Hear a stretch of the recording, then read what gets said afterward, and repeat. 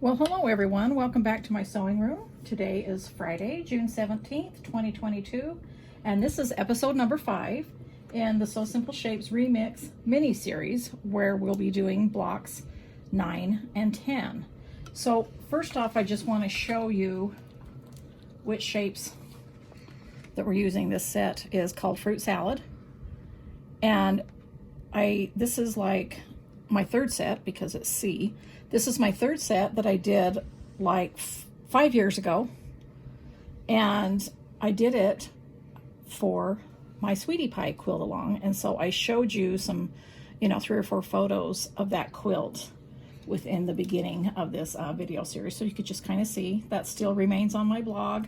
I named this set Fruit Salad because it's got all the different fruits in it and things like that, but the name of the quilt was Sweetie Pie, and I used my Sew Cherry 2 fabric collection to make that sew along.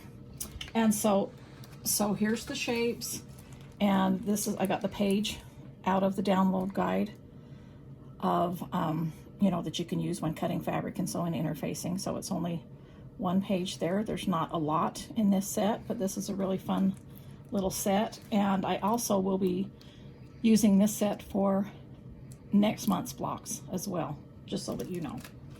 So let's just do a recap of the blocks that we've done so far. So this is the 2 in episode 1. And then again, I'll be doing 2 blocks every month. And November will be the last month we're doing it. So that means we'll have 20 blocks. So it will have gone for 10 episodes. And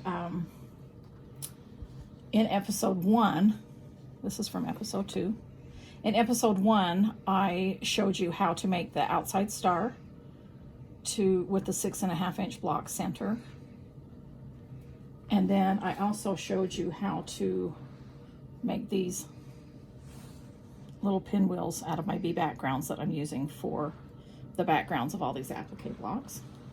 Okay. And so if you're just starting with us now, that's great. You can go back to episode 1 to find those tutorials. Okay, so this is from episode 3, blocks 5 and 6. Here we have episode 4, which was just last month, blocks 6 and 7. Okay, and then, wait, was that? Yeah, that was. Yeah, we're on 9 and 10. I was like, I told you the wrong number. Okay, so this is block 9 that we'll be doing today. And this is block 10. I thought this was really fun to do something a little bit different and split those stems out there and just use the little circles for that. Okay, so these 2 blocks use some of the same shapes, like this same circle, and these leaves turned this way with the point out are the petals for this flower with the point in. And then at the end of the episode, I'll tell you all the fabrics that I use, just like I usually do. So what we've got, let's pull this up here so you can maybe see that a little bit better. Is that better, sis? Mm-hmm. Okay. So for this block, let me pull them in. I shouldn't have put those away yet. Let's put this right here. For that center circle, we're using C3.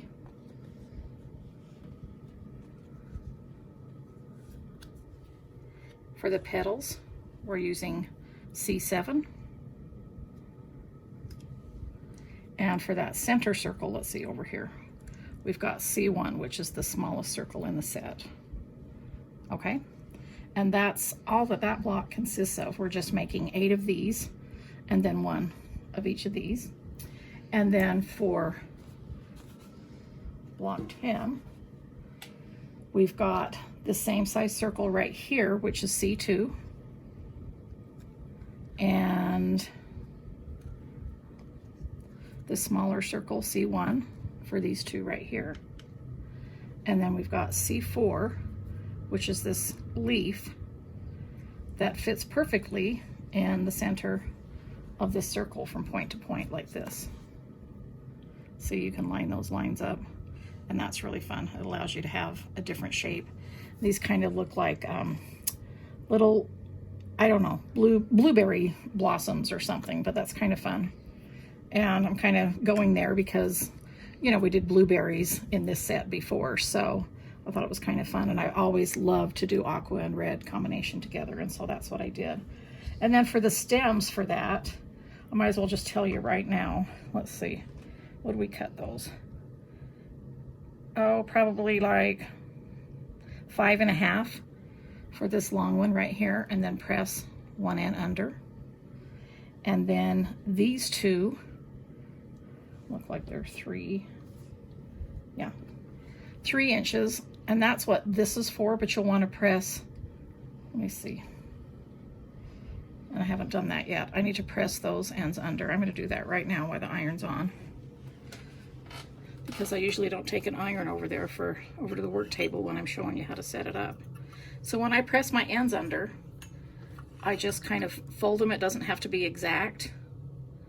Fold them like this, put a hot iron on it, and then I do put my clapper on, and that just kind of helps them to cool down with that folded under. And then these are just 1.5 inches long, and both of the raw edges will be tucked under this stem, so you don't have to press those. Okay, so that's all the pieces required. I think I'm just going to show you how to sew these 3 pieces right here, because all the other ones are the same shapes. So what I'm going to do is, just like I always do, for those of you who have seen me sew the shapes, I'm just going to be sewing them the same way. For those of you who have never seen me sew them, then here we go. And so what I do is I'll just start sewing, and I'm using, let's see, on the featherweight, the higher up you go, the smaller your stitch. And I'm going to go up to about a 20, which is a pretty small stitch. It's probably about half the stitch length that you might use when piecing. Just because I wanted to talk about that and show you, I know I keep saying that if you're having problems shaping these, then to go to a smaller stitch. So I just thought I'd just go ahead and do a smaller stitch in the first place to show you. And that just strengthens it a little bit. I always use this Aurifil thread, and that's really nice, strong thread. And so it's always good results for that. I like using Aurifil too, because when I say it's strong, I really like that it's strong, you know, obviously so it doesn't break, but I like the fact that it's still strong even though it's thin. It's a thinner thread, and so for me that's a bonus for 2 reasons. That means that I can wind more on my bobbin, right? So I don't run out of my bobbin quite as quickly as I would with a thicker thread. And also when I press my seams for especially small quilt blocks, you know, there's not thicker thread there to add to that bulk. So it's really nice when I press my seams open, the thread just really doesn't take up a lot of space there. A lot of you ask me why I love Aurifil so much, and that's, you know, 2 of the very good reasons that I use for piecing with Aurifil. And then I love the quality of it, and I love the color selection. They have so many colors. Okay, so you can see that I just am I started here, and then I just over sewed on that same line just by a 1/2 inch or so. And that kind of sets my seams, and then I can just run right off of that and just do my next one here. I wanted to specifically sew this small leaf because I wanted to show you how I turn, you know, the small leaves and how easy it is. Some of you, when you look at the smaller pieces, think, oh, that's harder, but no, it's just smaller. It's not harder, just smaller. Might take a little bit longer to turn for a few minutes, but it's not like it takes, you know, 20 minutes or anything. It just takes a little bit extra time, but it's, you know, I think it's worth it. Okay, I'm going to over sew that, and then I'll just go ahead and, let's see, find a scrap of fabric and sew on. Okay, so the next thing I do is I just take them and trim. These points really are kind of already trimmed off, but if there was a long piece left over of the interfacing past the point, I would trim that straight like that. Like this, I'll show you here. So I'm just going around here, trimming that, and then I'll just trim like that, probably about 1/8 of an inch away from my stitching line because I don't want to go into that. So I'm just trimming, you know, smaller than 1/4 of an inch when it's smaller pieces like this. When it's bigger pieces, I usually do a 1/4 inch seam allowance. It doesn't really matter. You just don't want it really, really small. And then I take my seam ripper, making sure that I'm not cutting through there, and I just start, I don't think I went through all the layers of the interfacing, there we go, and I just make a little, just a small little cut there, like that. And you can see on my sewing interfacing there is kind of a grain. I kind of like to go with the grain if I can, because that helps, you know, to cut that easier. And then I typically just will cut an X a little bit larger. That's about as large as I go. I don't like to go too close to my sewing unless I have to, unless it's a very narrow piece, and you know, that's the amount of room that I have. And so for these pieces in this, in both of these blocks, there are no inner curves or outer curves, and so we don't have to clip those before turning. So I just turn my circles out. And that's what it looks like before I shape them with the turner. And I just do a half at a time. Just kind of go around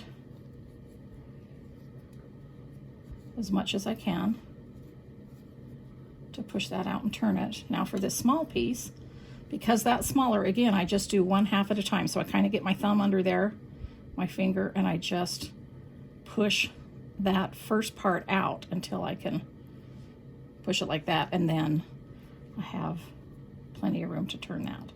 It just is hard to get my fingers in there because it's so small, and so I don't do that. I grab my clover here, point-to-point turner. I love this thing, and then I just have it to help push out. I always have the interfacing towards me. This is how I hold this. And again, we're going to go over these points. I turn the point sideways and let that seam allowance push that point out. And then I just continue going around, pushing softly, just kind of shaping. I'm pushing just on the fabric only. And I don't want to push so hard that, of course, I'm going to push out the seam allowance. I'm just pushing to kind of shape that into a smooth shape. Okay, and that's just that easy to do that little shape right there. And I'll just hurry and shape these, and then I'll press them all at the same time. So again, here's that point, sideways, like this. I don't have it going this way because for some reason it just seems backwards to me. I don't know if it's because I'm right-handed, but if you're left-handed, maybe you want to try and turn it that way. But for me, it's just comfortable that way until I get that nice point there. And then do the same thing with this as I do with circles and the leaf, you know, that I just showed you. And I try to make sure these are all unfolded and flat so that when I press it, it will be flat. Now I've got a little bit of shaping here to do. And these, with the circles, I just kind of very lightly go around the circle, pushing on the fabric only just as many times as I need to, until I feel like, you know, all those stitches are out so that I can see where I sewed. And if I trace correctly, right around that shape, I always like to trace with a mechanical pencil because it's a nice thin line and I can see it. But you want to trace with something that you can see for sure so that you can sew right on that line. So if I've traced correctly and I've sewn right on that line, and I shape correctly by pushing out all the way to where my stitches are, then I'm going to get a nice shape like that. And so then I'll just go over here These are cool now. And I'll usually, pieces like this, I might as well just do them at the same time. And I like to press instead of iron. You know, I don't want to go like this and distort it. I've already shaped it, so I want to keep that shape. And normally, I guess I was kind of in a hurry here, but normally I will use this first just to kind of give it a quick press, you know, before I place that on it. But whatever works for you. These were pretty easy, simple shapes to do, and so I didn't need to do a lot of shaping with those. All right, so let's see. I'll get those blocks over there. I've already, as you can see, I've already sewn most of the pieces for the 2 blocks, so that, you know, I don't think that's really necessary that you watch me. So every piece, all the time, these are just kind of the shapes that we have now. I'll add them here, and we'll head on over to the work table, and I'll show you how I lay these blocks out. Okay, we're back here on the work table, and I finally covered my ironing board, my big one that I keep on my counter, with a new piece of fabric for my decorated weight collection. So that's kind of fun. All right, so this is block 9. And, you know, I'm just realizing now that because this is episode number 5, that this is 10 blocks that we will have done now. So we're half finished after we do these. We've only got 10 more.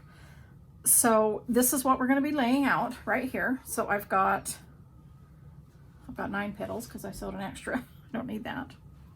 And so what I typically do is I'll grab my Sue glue here, and because these 2 are layered on top of each other, I will just kind of do that first and put a little dot of glue. And again, like I say, a dot is a lot. That's air, that's really not a lot of glue. And I'll just pick that up and I'm wanting to center that. So first I eyeball it, but because of different prints of fabric, sometimes that can make it look off a little bit. So sometimes I'll just pull this in and see that that's exactly a 1/2 inch. And so I'm just going to kind of randomly go around like this and make sure that that's a 1/2 inch all the way around. And if it's not, then I can adjust. It looks like it needs to come just a touch that way. Okay, there we go. So that's in the center right there. Okay, and now because I've got my little background pinwheel here, oh, I better stick the lid on that. I grab one of my applique pins, put this in the center of this circle. Again, trying not to look at the print of the fabric, because sometimes that makes you think this flower is the center, but it's really not, because I can see it's farther over that way. And then if I have that pin in the center, then I can put it in the center of this pinwheel.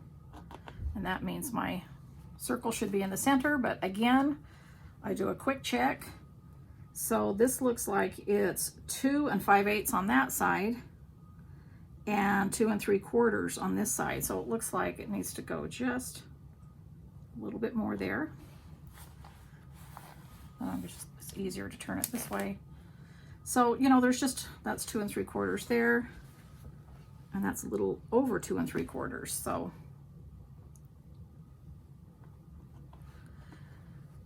and again, we're going to be trimming this up using the 6 1/2 inch trim it ruler, and I have that handy so I can kind of see inside there in the windows. But as you can see here, this flower goes almost, it's just like a 1/4 inch away from that. So it's a pretty nice little fit, and that's about what I like, as a 1/4 inch. So now that that's in the center, I'm just going to look at it just to make sure. Okay, then I can take these 8 petals and I'm just going to center them on this sewn line. So the point's going to go there, point's going to go there, and I can measure from here and see how tall I want that to stick out, those petals. It's about 1 1/2 inches, maybe a little bit more. So what I'm going to do, if that's 1 1/2 inches right there, then I know that I'm about 1 inch from the from the outside, which is kind of a typical measurement that I've been using for these blocks. So I'm going to lay this down. Make sure this point's on the center, and then that tip goes up there, and I'm just going to stick one pin in it right now because I may have to adjust. But I usually like to go opposite from each other first. So I'm going to put that, here's this inch line right here, so I can pull this out, lift this up to make sure that point is right there.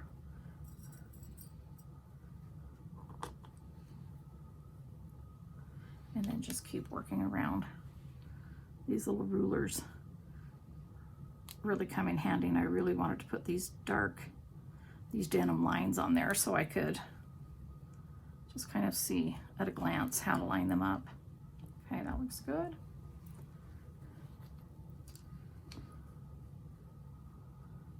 But you know, any ruler is going to work. I just know that these work really well. Okay.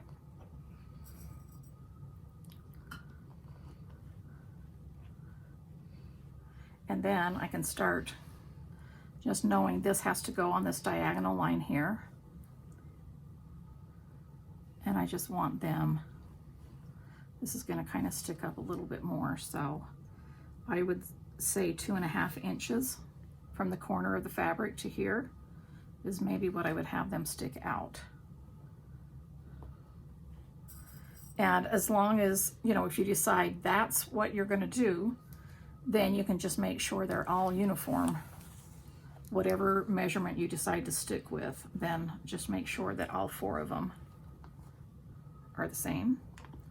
And it really does become easy to lay out because you just find, you put this point on the seam allowance there, and then you just kind of find where it centers easily there with your eye.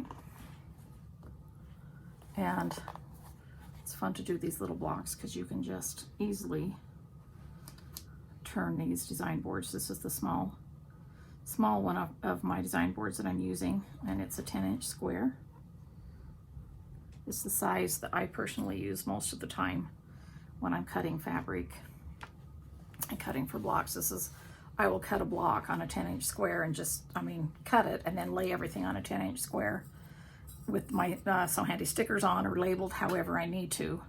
And then when I go to sew it together, I will put it on, you know, a bigger, maybe appropriate size if it's a larger block. But I like the size of the 10-inch square. I like to keep them stacked by my machine. And let me tell you, I've had a lot of them stacked real tall. I have a lot of the 10-inch size design boards because I like to have only one block cut on each one. All right, so then I get to that point, and before I do anything, let me just lift it up so I can see. This to me looks like that needs to go on the center right there. You know, that's when I just kind of look at everything, make sure I like, you know, I've already done this, and so I know I like the fabrics and stuff, but during the time when I'm designing it, this is the time when I can see, you know, maybe this doesn't show up well enough or something, or I need to change a color. And that's why I love these design boards, because I can just, you know, put them away from me, look at them, maybe look at them from across the room and decide at this point before I put the block together or finish sewing the block that I need to change something. So I have these pins here, so I can't really put them right down on the lines, but if I really want to, I can stack, speaking of all the small design boards that I have done this before where I've stacked, you know, 4 or 5 underneath them so that I can push the pins all the way down and then, you know, put that on there to see. But you can see when that goes straight, I glue these under here. You know, you don't need to see me glue. You've seen me do that a million times. I just put the glue under there, leaving the pins on, and then when it's dry, I remove the pins. I do my applique, and I still haven't decided how I'm going to applique these yet, whether they're by hand or, but I'm thinking probably by hand. They're just such cute little blocks, but they're easy to machine applique too. And you can see all my past videos of how there's several different ways to machine applique these little bitty blocks. And so after it's appliqued, that's when I will take this, line everything up, square it up into a 6.5 inch block, and then sew it into the star. Okay, so that's number 9. Now let's move on to number 10. This one's a little bit different than I've shown you before. That's what it's going to be because of the stems. And I'll just kind of show you how I start getting those symmetrical. Yours doesn't have to, you know, these don't have to land in the exact same spot that mine land in. It's just most important that whatever you do on this side needs to match this side, okay? And so what I'm going to do first is, because I figured this out already, let me tell you real quick, bring this back in, that I want my stem to have about 1/4 inch there. So how I measure that is, see, from the center of this block is about 2.5 inches long. This stem's about 2.5 inches long from there. And then I'll just put it up from there. So here's the longest stem. I lay my ruler there, and I'm not going to glue it yet. I normally glue the stems first, but because these other stems are going to tuck under, I don't want to glue it. I'm just going to pin down here first to keep that into place. So I'm going to put that on the 2.5 inch mark on my ruler down here. Stick a pin there. And then I'm going to take my largest circle right here. And I'm thinking, because that's the measurement that I've always been using, an inch from this. We put that there and center it on the stem. Okay. Then I'm going to measure this flower just so I can tell you how long that actually measures from top of the flower to the bottom of the stem, 5.5 inches. So I just kind of lay out from the center first and see if that's how I want to go. So that's a little bit less, so I might bring this down a little bit more.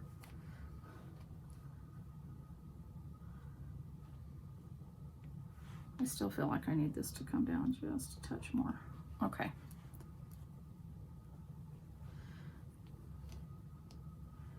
I'm going to go ahead and put some glue up here right on the seam line for the top of this stem, just so it will stay into place, leaving this free to be tucked under. And I'm going to put that right on the 5.5 there, so I know the top of that flower is going to go right there.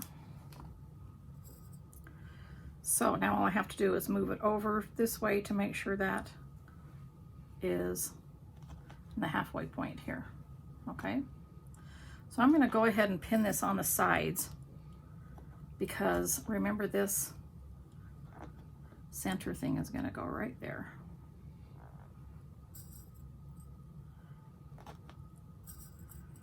All right, so now I know height-wise that's all good for that one. And then usually I want to take like these larger leaves right here, and I'm going to put the tip up here to match that seam, put this tip up here to match that seam, and then have them be, you know, just kind of eyeball that they're the same space apart from each other. This measures from tip to tip 5 inches.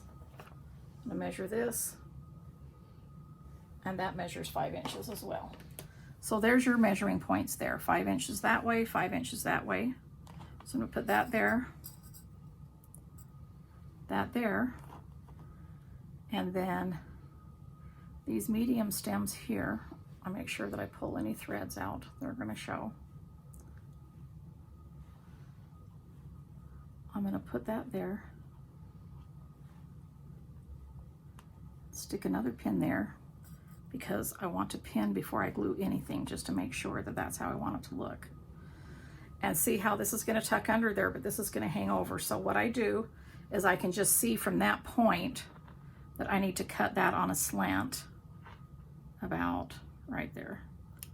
Let me make sure I get that just right.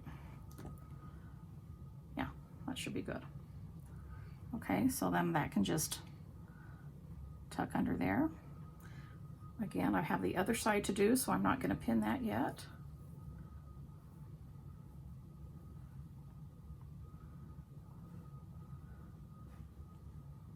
I'm going to pin that up there.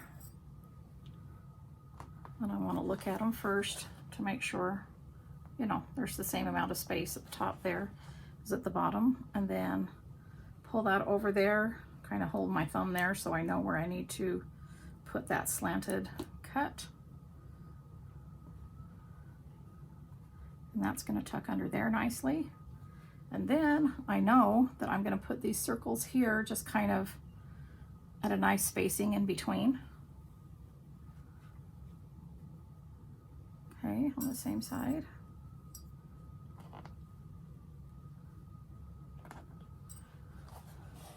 Oh, totally crooked. Okay. I shouldn't say crooked, I could just say not symmetrical. Okay, that looks better. And then these stems I can just tuck right underneath there. You can also use the guide of this seam to kind of use that for how to angle your stems. I'm going to cut these on their angle like this. Tuck under there. Lift that up. Grab this one. And then it's just the opposite cut on the diagonal. And then I just tuck everything under at that point. And then again, I will pin everything just to make sure that I don't have to adjust anything. I have a harder time because I'm so far away from this block back here and trying not to put my head in the camera to block the view. So I kind of have to lift up just to make sure everything looks pretty symmetrical, and I think that looks pretty good. Okay, and so then again I'll just start putting glue under there, let it dry, and the same kind of, you know, thing for all of the other ones. And let me tell you about the fabric that I used. And so this outside fabric is from Cookbook, and this red star print is, let's see, what's that from? That is from Flea Market. Sometimes I forget. These background, this little pinwheel background right here, you can see the better view of it here. This is from Vintage Happy 2, and this is my B Basics right here. And then these two aquas are from my B Basics as well. And this little circle right here is from Stitch. This is from Prim. And these stems that I've shown you several times, that's for my B Cross Stitch. Okay. And then these leaves right here are Flea Market. Okay, so I think I covered all of that. The pinwheel fabric on this is from B Plaids. This is from Stitch. This is a little text print right there. And then we've got, this is from my B Basics. This is the polka dot. This is from Flea Market. This is from B Plaids. This is from Cookbook, these green star points. I thought this was a perfect opportunity to do a green star because I don't have any stems, green stems that I normally do in this block, so it would be kind of fun to pull that green into the star. And then this outside print is my crochet print from my Stitch fabric collection. Okay, so there's those.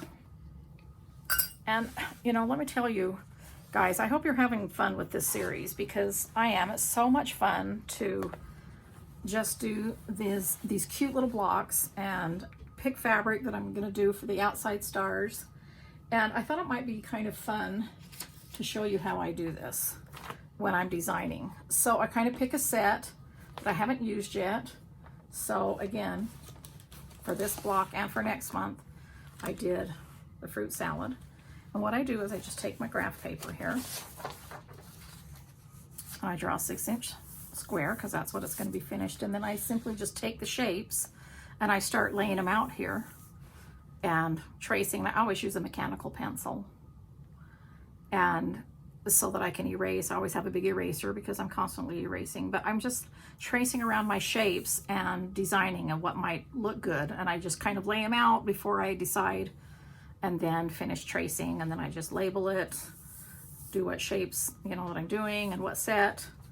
And then I have another for the next block, and I just lay that out and do all of that, drawing and testing things out and seeing what looks good and what shapes I want to use. Do I want to use this shape for leaves, or do I want to use something else, or what size circles? Or that might be kind of fun, instead of just having circles, to add this into the center of that. You could take that off if you didn't like it. I mean, you know, there's just so much you can do. But I'm sorry, Cass is just telling me that I'm bouncing on this board. So when we covered this board, my husband put on kind of short little, like those furniture pads that you can put on this. But I think it's higher up now, it's causing it to bounce. So I'll try not to do that. So sorry if I'm bouncing too much.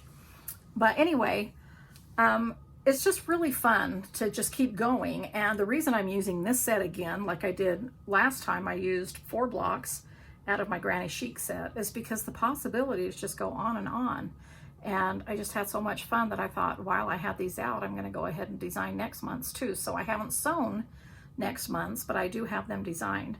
But this is how I do it. And so I just kind of wanted to show you that this is how I do it, because I want you to be able to use my shapes for your own projects and all the things that you want to do. So I just went with a 6-inch block because that's what I need for this. But you could draw an 8-inch square and then start laying your shapes out there. And I draw everything on graph paper, but it makes it so much easier to make sure that things are symmetrical on one side with graph paper. It just kind of gives you nice guidelines. So you can do whatever size block that you want for anything. Just go ahead and draw your finished size square, and then start laying your shapes in from all different sets together, and you know, create and have fun. So again, I'm really enjoying designing blocks for this series, and we're halfway through now, like I said, but I'm kind of going to be sad when it ends, because I just love taking these shapes and tracing them out. I love when they get to this point, I know that's going to be a cute block. I know that the star's going to surround it and make it even cuter. And then choosing the colors and the prints is really fun. And so I know a lot of you ask me to tell you what fabrics I use, so that's why I do, just in case you happen to have them in your stash. You know, but I'm using fabrics from all of my collections here and there, and that doesn't mean you have to. I mean, I just want you to, you know, sew with what you love and what makes you happy. But I am just telling you what I've done for those of you who want to know exactly what print I'm using. And so thanks again for joining me in my sewing room today. Thanks so much for, you know, taking the time to watch my videos on my channel. I know there's so much content out there, and there's so many videos that you could be watching. And so it just really warms my heart to know that you want to spend some time with me in my sewing room and just let me show you what I'm doing as Cassidy films me.